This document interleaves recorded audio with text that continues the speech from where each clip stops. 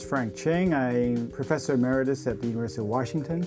I've written books on drawing, construction, design, codes, structures, interior design, and I've always enjoyed the process of coming up with an idea, learning about the subject, and then communicating that information in an attractive way.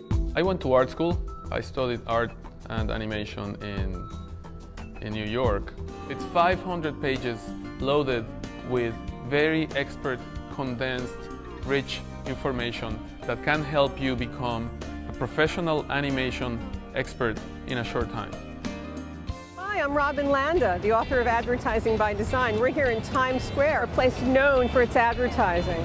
The last time we were here, we held a student competition to design the cover of the second edition of Advertising by Design. We thought we'd keep that energy going and hold a student advertising competition. Hello, I'm Chip Sullivan. And I'm Elizabeth Boltz, and we are the authors of a new Wiley book entitled Illustrated History of Landscape Design. The first edition of the Meg's History of Graphic Design was published in 1983. Phil taught a course in the history of graphic design, and this sort of came out of his lectures.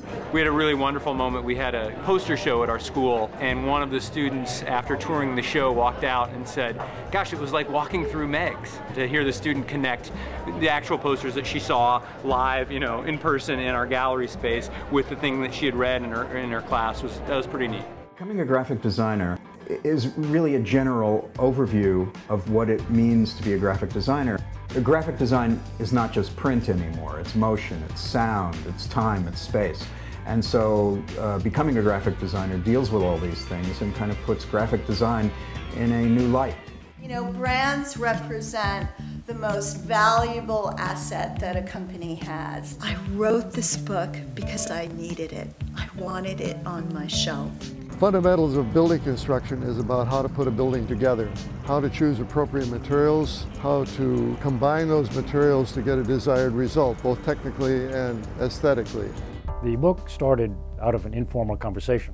For years and years, we had been criticizing the standard textbooks in history of architecture for being much too Western and Eurocentric. For students today, I think it's important to have that global outlook. And we figured, all right, someone should write this book. Now is the time to do something about it. I usually thought that I was laying the foundation for an architecture education, but because the field is much richer, much more complex today, I'm just simply laying the footing for the foundation wall, and then on top of that, they can build their education. What we wanted to bring in was sort of new thinking about how history is formulated and produced in various places and times and cultures. So for us, writing about these buildings was a dream come true. One of the great pleasures of doing this book is being able to make the next edition even better. There's a constant effort to make it better. Not that it's not a great book already. And I want to thank all the professors who keep using the book to teach the principles of computer animation and visual effects in schools throughout the world.